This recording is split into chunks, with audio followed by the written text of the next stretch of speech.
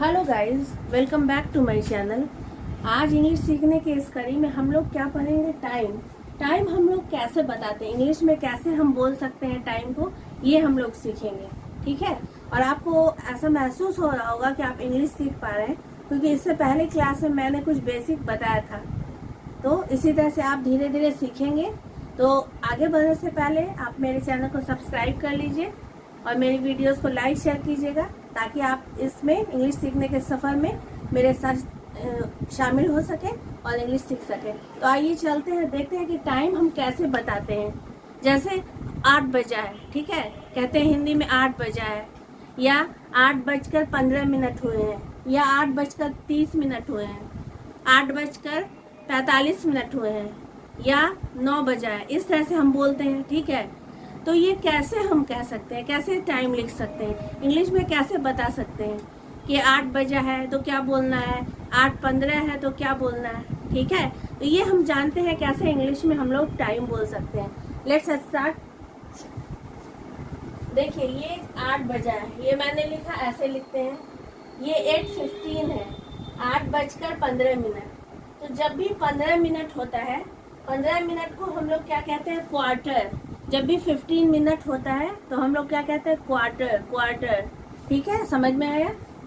अगर 30 मिनट है, यहाँ पे 8:30 है, यानी 8 hour 30 minute. This one is minute, 30 minute. 30 minute को क्या कहते हैं? 30 मिनट को क्या कहते हैं? Half past. जब भी 30 मिनट होगा तो टाइम में हम ऐड करेंगे हाफ पास्ट। यहाँ पे है 45 है, 8:45 है। इसका मतलब है कि 9 बजने में 15 मिनट बचा हुआ है। 8:45 का क्या मतलब है? 9 बजने में 15 मिनट बचा हुआ है। तो 9 बजने में 15 मिनट बचा हुआ है, यानी 9 बजने में 15 मिनट बचा है। तो 15 मिनट जो बचा है इसको कहेंगे Q2। मीन्स के आगे जो टाइम है, जो 9 बजेगा, उसमें 15 मिनट बचा है, तो इसको कहते हैं Q2। अब देखिए कैसे लिखते हैं हम। यहाँ 8 है, इसको लिखेंगे 8 o'clock। It is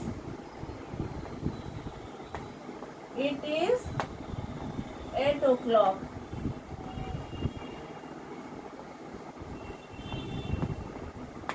it is 8 o'clock मतलब 8 बजा है। आया समझ में? ये नेक्स्ट वन है 8:15, मीन्स 8:15 हुए। इसको कैसे लिखते हैं?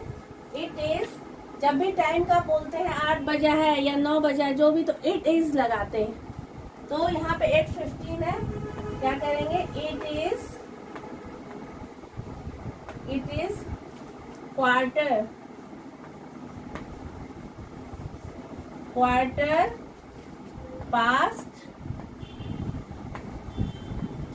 Past 8। It is Q8 means 8:15 हो गया। ये जो है क्वार्टर पास्ट मीन्स 15 मिनट और आगे हो गया है, 8:15 मिनट और आगे हो गया, इसीलिए हमने लगा quarter past. It is Q8। Understood? Next one 8:30 है, तो उसको 30 जब भी है तो उसको कहेंगे हाफ पास्ट। तो कैसे लिखेंगे? It is half past 8। It is half past 8 मतलब हो गया कि 8:30 30 मिनट हो गया, 8:30 हो गया, यानी हाफ पास्ट 30 मिनट और आगे बढ़ गया है 8 में। It is half past 8। Understood? Next one 8:45 का मतलब है, अभी मैंने बताया कि 9 बजने में 15 मिनट बचा हुआ है। ठीक है, तो इसको Q2 लिखते हैं। इट इज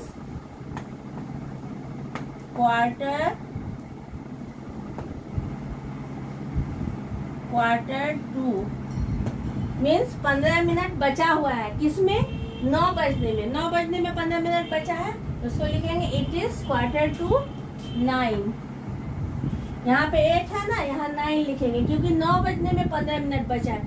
इस टाइम को देखने से पता चल रहा है कि 9 बजने में 15 मिनट बचा है, तो जब 15 मिनट बचा रहता है तो हम यूज करते हैं क्वार्टर टू। ठीक है, जब 30 मिनट हो जाता है तो हाफ पास्ट, जब 15 मिनट गुजर जाता है तो क्वार्टर पास्ट। ठीक है, और जब एक्यूरेट टाइम है 8 है 9 है जो भी है, 5 बजा है 3 बजा है, तो ओ क्लॉक लगाते हैं। ठीक है, अगर इसमें भी अगर सुबह का है, सुबह का 8 बजा है तो हम लगाते हैं क्या, AM। क्या लगाते हैं, AM लगाते हैं। अगर सुबह का 8 बजा है तो हम लिख सकते हैं इट इज 8 AM। ठीक है, AM PM, AM और PM। सिंपल अगर टाइम लिखना है तो हम लिख सकते हैं कि इट इज 8 o'clock। लेकिन अगर सुबह का 8 बजा है ये बताना है तो इट इज 8 AM। क्या लिख सकते हैं, 8 AM। क्या लिख सकते हैं, इट इज 8 AM। ठीक है, अगर रात का 8 बजा है तो 8 PM, 8 PM लिख सकते हैं। इससे पता चलेगा कि सुबह का 8 है या रात का 8 है। अगर हम बोलते हैं 8 o'clock, इससे पता नहीं चलता है कि सुबह का है या रात का है। समझ में आया? तो मैं फिर से रिपीट कर रही हूँ, 15 मिनट यहाँ पे 8:15, यानी 8:15 और हो गया है। तो 15 मिनट है तो यहाँ पे क्वार्टर पास्ट करेंगे, क्वार्टर पास्ट 8। नेक्स्ट वन है 8:30, it is half past 8। 8:45 means 9 बजने में 15 मिनट बचा हुआ है, इट इज क्वार्टर टू 9। तो understood, these things are the basics of English. Okay, if you want to talk fluently, if you want to talk correctly, then you should know the time also, means how to tell time in English. Understood? So I think you all understood this one. You practice at home, it is very necessary. Daily you practice, watch my class and practice at home. Understood?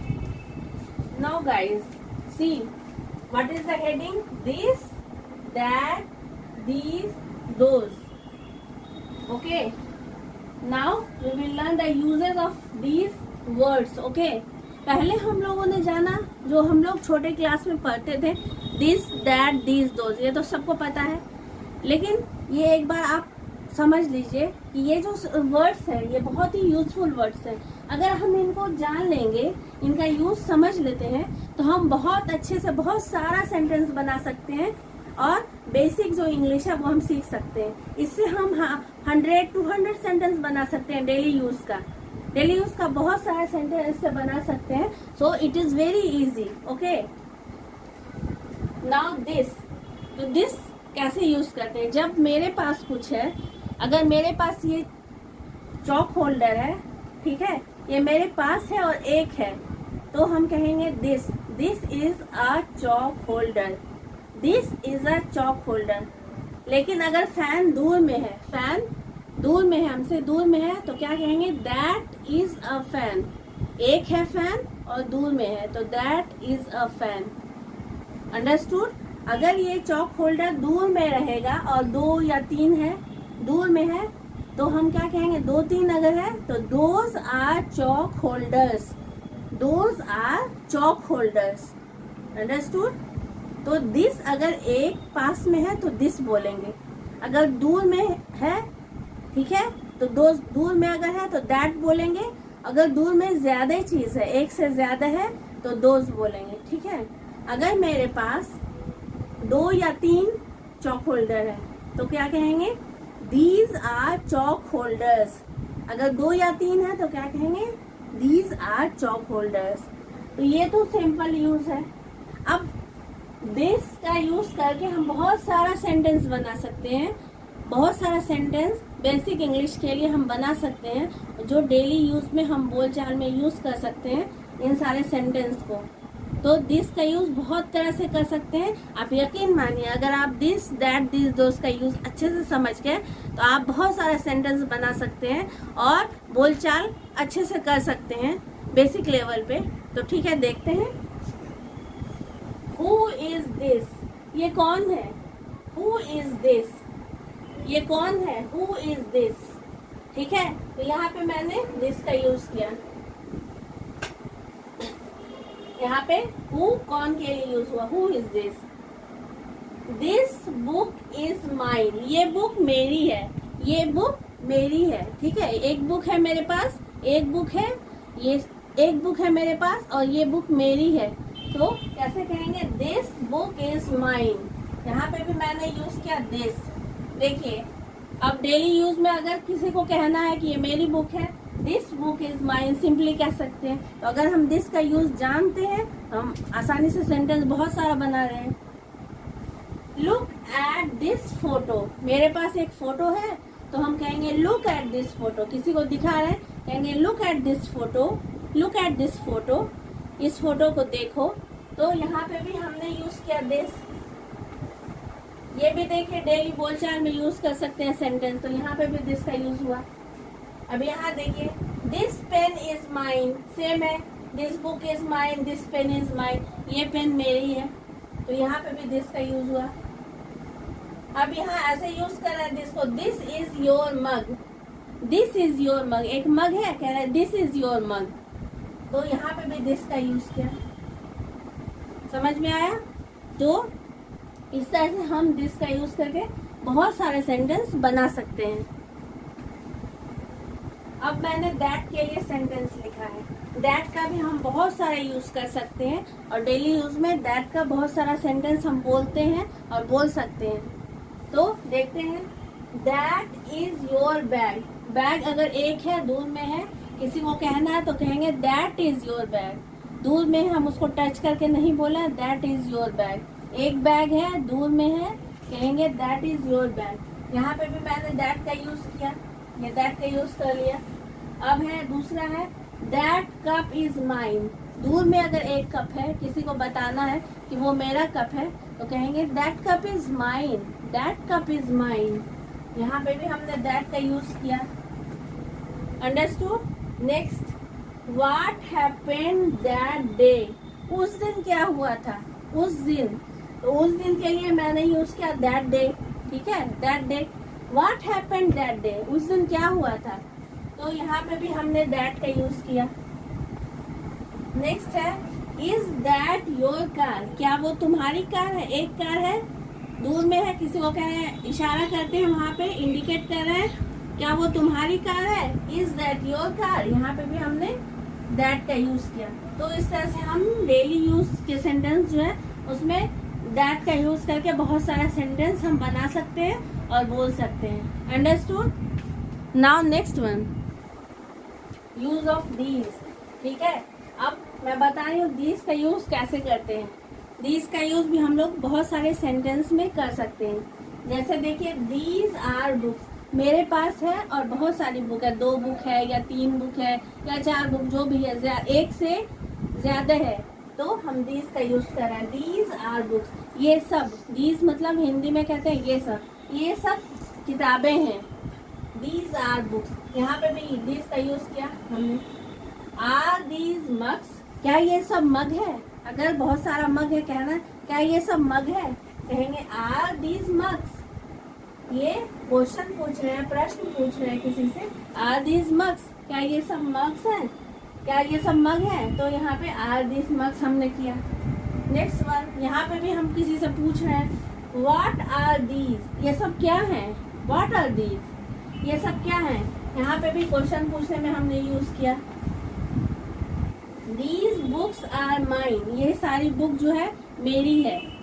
बहुत सारी book है, 2 है, 3 है, 4 भी हो सकती है, 1 से ज्यादा है और मेरे सामने है, मेरे पास है, तो कहेंगे दीज बुक्स आर माइन, ये सारी बुक जो है मेरी है। यहाँ पे भी हमने दीज का यूज किया।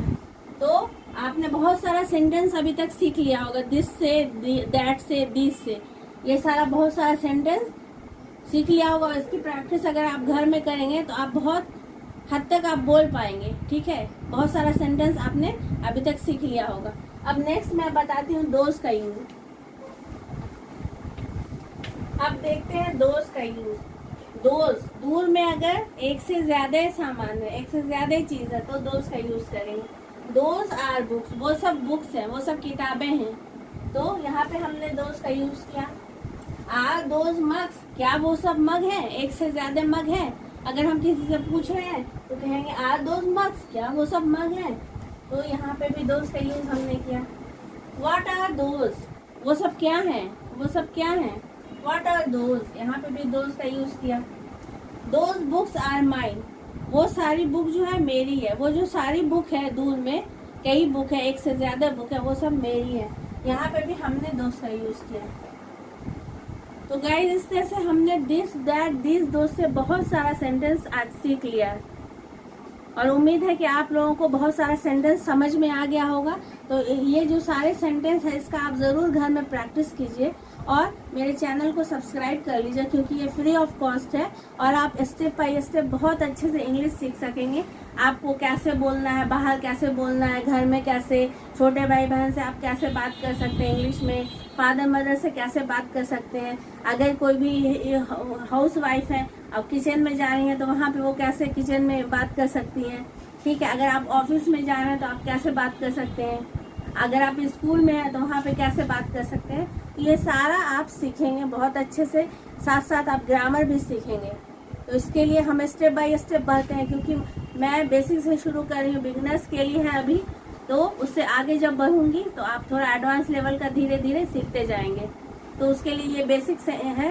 अब हम सेंटेंस सीखेंगे, नेक्स्ट वीडियो में हम सेंटेंस सीखेंगे कि सेंटेंस किस किस तरह के होते हैं और इजी सा सेंटेंस पैटर्न जो हम डेली यूज में सेंटेंस बोलते हैं वो किस पैटर्न पे रहता है, बहुत इजी सा, इतना कि उस इजी पैटर्न से आप बहुत सारा सेंटेंस, बहुत सारा वर्ड बोल सकते हैं, ठीक है।